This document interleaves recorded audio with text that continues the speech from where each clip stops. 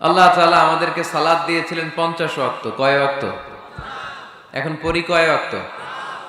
তো 50 ওয়াক্ত মেরাজের রাতে নামাজ নিয়ে যখন নামতেছেন, মুসা আলাইহিস সালাম বললেন, আল্লাহ আপনাকে কি দিলেন গিফট? আল্লাহ নবী সাল্লাল্লাহু আলাইহি ওয়াসাল্লাম বললেন, আমাকে গিফট হিসেবে দিয়েছে 50 ওয়াক্ত নামাজ। কয় ওয়াক্ত? 50 ওয়াক্ত। মুসা আলাইহিস সালাম বলে, সর্বনাশ, বলেন কি 50 ওয়াক্ত পড়বে না? আমি তো আপনার আগে দুনিয়াতে নবী হিসেবে এসেছিলাম, আমার ফিল্ড ওয়ার্কের এক্সপেরিয়েন্স আছে, উম্মত চড়াইয়া খাইছি তো আমি জানি পড়বে না। আপনি যে দেখেন কমায় আনা যায় কিনা। পড়ি নাকি আমরা? 5 ওয়াক্ত তো পড়ি না, ঠিক কিনা? তো গেলেন যে বললেন, আল্লাহ মুসা আলাইহিস সালাম তো বলে যে পড়বে না আমার উম্মত, কমায় দেন না। আল্লাহ 5 ওয়াক্ত কমায়া 45 ওয়াক্ত দিলেন। আবার নেমে আসলেন কত? 45। মুসা আলাইহিস সালাম বলে, আবার যান, আবার পড়বে না, পড়বে না, কমায় নেন, ভালো হবে। আবার গেলেন, আবার 5 কম। আবার আসলেন, সাইয়েদনা মুসা আলাইহিস সালাম বললেন, আবার যান, পড়বে না। আবার গেলেন, 9 বারে 5 নং 45 ওয়াক্ত কমায় দিয়া রাখলেন কয় ওয়াক্ত? 5 ওয়াক্ত নিয়ে আল্লাহর হাবিব ফিরে আসতেছেন। মুসা আলাইহিস সালাম বললেন, কি অবস্থা, কয় রাকাত, কয় ওয়াক্ত? আল্লাহর হাবিব বললেন, এবার দিছে 5 ওয়াক্ত। মুসা আলাইহিস সালাম বললেন, এটাও পড়বে না, ঠিক কিনা? এটাও পড়বে না, কমায় নিয়ে আসেন। এবার আল্লাহ রাসূল সাল্লাল্লাহু আলাইহি ওয়াসাল্লাম বলতে আরম্ভ করলেন, কি বলেন, 9 বার গেলাম, আর কত যাওয়া যায়, আর পারুম না, লজ্জা লাগে, আমার শরম লাগে। সহিহ বুখারীতে এই কথাটাই এসেছে, আস্তাহি মির রাব্বি, আমার এবার লজ্জা লাগে যেতে। শরম বলেও তো একটা কথা আছে। কয়বার যাওয়া যায় আল্লাহর কাছে? সুবহানাল্লাহ পড়ে। লাজুকতা কাকে বলে তিনি শিখিয়েছেন। ছোটবেলায়, শৈশব, কৈশোর, যৌবন, সব সময় তিনি লাজুক ছিলেন। আমাদের মধ্যে লাজুকতা নাই, ঠিক কিনা? ইযা লাম তাস্তাহি ফাসনা মা শি'তা, যখন তোমার লজ্জা থাকবে না, তোমার যা মন চায় তুমি তাই করতে পারবা। এজন্য আমরা যেন এই লাজুকতা, শালীনতার প্র্যাকটিস করি। আল্লাহ তুমি তৌফিক দান করো। আহাব্বুল বিলাদি ইলাল্লাহি মাসাজিদুহা, আল্লাহর কাছে পৃথিবীতে সবচেয়ে পছন্দের জায়গা কোনটা বলেন তো? মসজিদ। এবার বলেন তো, আল্লাহর কাছে সবচেয়ে অপছন্দের জায়গা কোনটা? বাজার। কিন্তু এমন বাজার যেখানে জুয়ার আড্ডা বসে, এমন বাজার যেখানে মদ বিক্রি হয়, এমন বাজার যেখানে নর্তকীদের নাচ গান চলে, এমন বাজার যেখানকার ব্যবসায়ীরা পণ্য বিক্রি করার জন্য খালি কসম কাটে। এরকম আছে না নাই? এই বাজারগুলো আল্লাহর কাছে অপছন্দনীয়। এমনি যে আপনারা সুপার শপে যান, টাঙ্গাইলের মুদি দোকানে যান, বাজারে যান, মাছ বাজারে, এটা আবার আল্লাহর কাছে অপছন্দনীয় না। এরকম বাজারে বিষ্ণু ঈসা ইসলামও যেতেন। কিন্তু যেই বাজারে মিথ্যা কসম কাটে বারবার, এরকম আছে না নাই? তাদেরকে লানত দেয়া হয়েছে, যারা শুধু কসম কাটে, মুনাফিকেরা। সকালবেলা কুরবানির হাটে যাবে গরু বিক্রি করতে, বউরে কয়, বউ একটা দাম কম। বউ বলে, কত কমু? বল যে 50,000। তো বউ কয়, বললাম 50,000। তো এরপর বাজারে যখন নিয়ে গেছে, এক লোক এসে বলতেছে, ভাই গরুটা 40,000 দিবেন? তখন সে বলে, আল্লাহর কসম, সকালবেলা একজন 50,000 দাম কইছে, দেই নাই। সকালে 50,000 কইছে, এরই তো দিই নাই, আপনার 40,000 কেমনে দেই? এরকম ডাকাইত আছে রাডাই। আল্লাহ রাসূল সাল্লাল্লাহু আলাইহি ওয়াসাল্লাম মদিনার খেজুরের বাগান, বাজার পরিদর্শনে গেলেন। যে খেজুরের স্তূপ দেখে আল্লাহ রাসূল সাল্লাল্লাহু আলাইহি ওয়াসাল্লাম খেজুরের স্তূপে হাত ঢুকায় দিলেন। ঢুকায় দেওয়ার পরে তিনি দেখলেন পানি, ভিতরে কি? আর উপরে শুকনা খেজুর। আল্লাহর হাবিব বললেন, ভিতরে পানি, উপরে শুকনা কেন? কয়, বৃষ্টি হয়েছে। আর বৃষ্টি হলে তো সব জায়গায় পানির সয়লাভ থাকবে। আল্লাহ রাসূল সাল্লাল্লাহু আলাইহি ওয়াসাল্লাম রেগে গেলেন আর বললেন, মান গাশশানা ফালাইসা মিন্না, যে আমাদেরকে ধোঁকা দেয় সে আমার উম্মত হতে পারে। The person who deceives us, he is not among us. যে লোক আমাদের ধোঁকা দেয় সে আমাদের অন্তর্ভুক্ত। মুসলমানরা কি ধোঁকা দিতে পারে? খাদ্যে ভেজাল দিতে পারে? ওজনে কম দিতে পারে?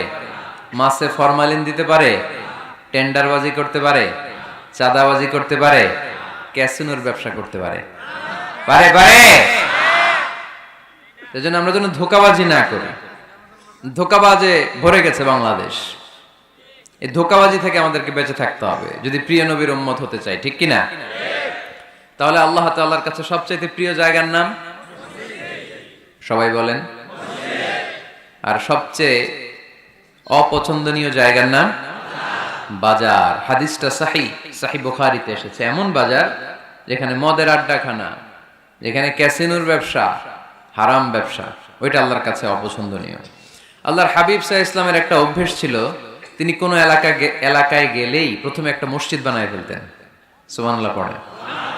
তার মানে মসজিদ কেন্দ্রিক তিনি সব করতেন, মস্ক সেন্টার্ড, আগে মসজিদ তারপরে সব। যেমন তিনি মক্কা থেকে যখন মদিনায় হিজরতে আসবেন, মদিনায় ঢোকার আগে কোবা নামক একটা এলাকায় তিনি কয়েক সপ্তাহ ছিলেন। ওখানে এই 2 সপ্তাহের ব্যবধানে একটা মসজিদ বানায় ফেলছেন, মসজিদে কোবা। মসজিদের নাম কি? প্রতি শনিবারে তিনি মসজিদে কোবায় যেতেন, ওখানে যে সালাত পড়তেন। এবং আল্লাহর হাবিব বলেছেন, কেউ যদি, আপনারা যখন মদিনা শরীফে যাবেন, শনিবারে যদি কেউ সকালবেলা আপনারা যে কোবা মসজিদে যে অজু করে, ঘর থেকে অজু করে যে 2 রাকাত সালাত পড়েন, তাহলে উমরা করলে, একটা মাকবুল উমরা করলে যেই সওয়াব, ওই সওয়াব আল্লাহ আমলনামায় দিয়ে দিবেন। কোবা থেকে তিনি মাইগ্রেট করলেন মদিনায়। মদিনাতে যেও তিনি একটা মসজিদ প্রতিষ্ঠা করলেন। মসজিদটার নাম সবাই বলেন, মসজিদে নববী। আল্লাহ রাসূল সাল্লাল্লাহু আলাইহি ওয়াসাল্লাম খুব চমৎকার লোকেশন বাছাই করতে পারতেন, লোকেশন। তিনি দেখলেন কোথায় করলে ভালো হয়, কোথায় কোথায় কোথায়, খুঁজতে খুঁজতে এমন জায়গাটা পছন্দ হলো, সেখানে ছিল পুরাতন খেজুরের বাগান, ধ্বংসাবশেষ, আর ছিল মুশরিকদের কবর। আল্লাহর হাবিব বললেন, মুশরিকদের কবরগুলোরে হাড্ডি আর কঙ্কাল সহ উঠায় ফেলো, উঠায় আরেক জায়গায় দাফন করো। সুবহানাল্লাহ পড়েন। খেজুর গাছগুলো কেটে সমান করো, ধ্বংসাবশেষ ভেঙে মাটির সাথে গুড়িয়ে দাও, এখানে হবে আমার মসজিদ। স্থাপিত হলো মসজিদে নববী। সুবহানাল্লাহ পড়েন। এখানেই 10 বছর বিষ্ণু ইসা ইসলাম ইমাম ছিলেন, খতিব ছিলেন। এজন্য যারা ইমাম, যারা খতিব, তাদের অনেক দায়িত্ব। তারা বিষ্ণু ইসা ইসলামের রেখে যাওয়া দায়িত্ব পালন করছে। তার হাবিবের যে দায়িত্ব ছিল, ইমাম সাহেবদের একই দায়িত্ব, কিন্তু তাদের বেতনটা বড্ড কম এদেশে, তাই না? আহা, সামান্য কিছু বেতন দিয়ে ইমাম মুয়াজ্জিনদেরকে আমরা রাখি, এটা ঠিক না। এজন্য টাঙ্গাইলবাসীদেরকে আমি প্রথম যে মেসেজটা দিতে চাই, ইমাম মুয়াজ্জিন আর খাদেমদের বেতন বাড়ায় দেন। আপনার বেতন বাড়ায় দিবে কে? সভাপতি সাহেব, সেক্রেটারি সাহেব, ক্যাশিয়ার সাহেব, বেতন বাড়ান, ওনাদের বেতন বাড়ায় দেন। আপনাদের জীবনে বরকত দিবে কে? ইমাম মানি নেতা। ইমাম মানি কি? নেতার সাথে যদি আমরা খারাপ আচরণ করি, এটা আমাদের জাতির জন্য কখনোই কোনোভাবে কল্যাণকর হতে পারে না। আল্লাহর হাবিব সাল্লাল্লাহু আলাইহি ওয়াসাল্লাম নিজ হাতে মসজিদ তৈরি করলেন। আমাদের মতো টাইলস আর এয়ার কন্ডিশনের মসজিদ, মসজিদে নববী না, এরকম ছিল না। বালুর ফ্লোর। কিসের ফ্লোর? ছাদ ছিল খেজুর পাতার ছাউনি। বৃষ্টি হলে ওই বালুর মধ্যে কাদামাটি হয়ে যেত, আর ওই কাদামাটিতেই দাঁড়িয়ে নামাজ পড়তেন মুহাম্মদ সাল্লাল্লাহু আলাইহি ওয়াসাল্লাম। সাহাবারা বলতেন, আল্লাহর হাবিব যখন নামাজ পড়ে আমাদের দিকে তাকাতেন, রাআইতু আসারা তিনি ফি জাবহাতিহি, আমরা রাসূলের নাকে এবং কপালে দেখতাম কাদার মাটি মিশে আছে। আল্লাহর হাবিব যখন মুসল্লিদের দিকে তাকাতেন, দেখতেন প্রতিটা মুসল্লি সাহাবীর নাকে আর কপালে কাদার মাটি মিশে আছে। তার মানে আমার নবীর বানানো মসজিদ ছিল কাঁচা, কিন্তু মুসল্লি ছিল পাকা।